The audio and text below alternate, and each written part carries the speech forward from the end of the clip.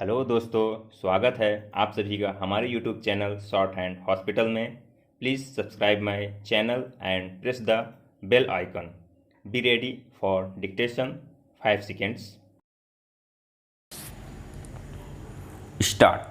This writ petition under Article 32 of the Constitution had been initially filed challenging the constitutional validity of the Hajj Committee Act 1959, but thereafter by an amendment application, the Hajj Committee Act of 2002, which replaced the 1959 Act, has been challenged. The ground for challenge is that the said Act is violative of Articles 14, 15 and 27 of the Constitution. The grievance of the petitioner is that he is a Hindu, but he has to pay direct and indirect taxes, part of whose proceeds go for the purpose of the Hajj pilgrims, which is only done by Muslims. For the Hajj, the Indian government inter alia grants a subsidy in the air fare of the pilgrims. Particular emphasis has been given by the petitioner to Article 27 of the Constitution, which states freedom as to payment of taxes for promotion of any particular region. No person shall be compelled to pay any taxes, the proceeds of which are specifically appropriated in payment of expenses for the promotion or maintenance of any particular religion or religious denomination. The petitioner contends that his fundamental right under Article 27 of the Constitution is being violated. We have therefore to correctly understand and interpret Article 27. There are not many decisions which have given an in-depth interpretation of Article 27. The decision of Commissioner Hindu Religious Endowments versus Sri Lakshmindra 1954 within bracket 5 SCR 1005 held within bracket YD page 1045 that since the object of the Madras Hindu Religious and Charitable Endowments Act 1951 is not to foster or preserve the Hindu religion, but to see that religious trusts and institutions are properly administered, Article 27 is not attracted. The same view was not taken in Jagannath Ramanuj Das versus State of Odisha and another 1954 within bracket 5 SCR 1046. The decision in TMA Pay Foundation versus State of Karnataka AIR 2003 SC 355 within bracket YD paragraph 85 does not really deal with Article 27 at any depth.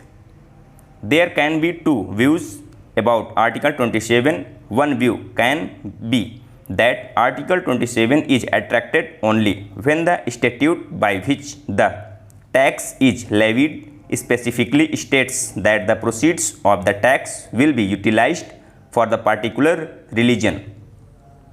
The other view can be that Article 27 will be attracted even when the statute is a general statute like the Income Tax Act or the Central Excise Act or the State Sales Tax Acts, which do specify for what purpose the proceeds will be utilized, provided that a substantial part of such proceeds are in fact utilized for a particular religion.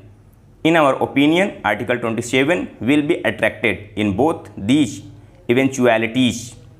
This is because Article 27 is a provision in the Constitution and not an ordinary statute. Principles of interpreting the Constitution are to some extent different from those of interpreting an ordinary statute. YD judgment of Honorable Sikri J. in Keshavanand Bharati versus State of Kerala 1973 within bracket 4 SCC 225 within bracket YD para 15.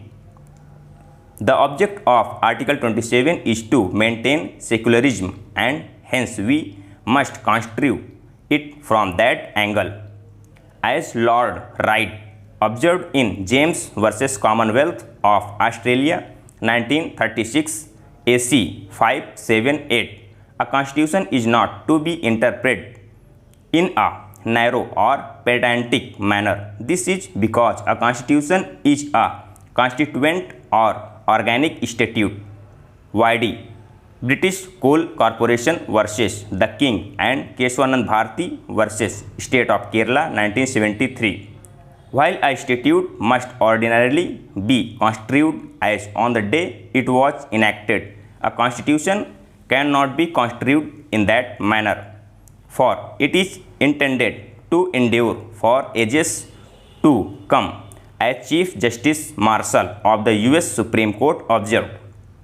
Hence, a strict constitution cannot be given to it. In our opinion, Article 27 would be violated if a substantial part of the entire income tax collected in India, or a substantial part of the entire central excise or the customs duties or sales tax, or a substantial part of any other tax collected in India were to be utilized for promotion or maintenance of any particular religion or religious denomination.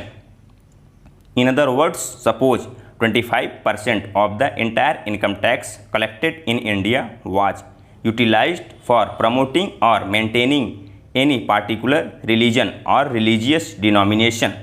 That, in our opinion, would be violative of Article 27 of the Constitution.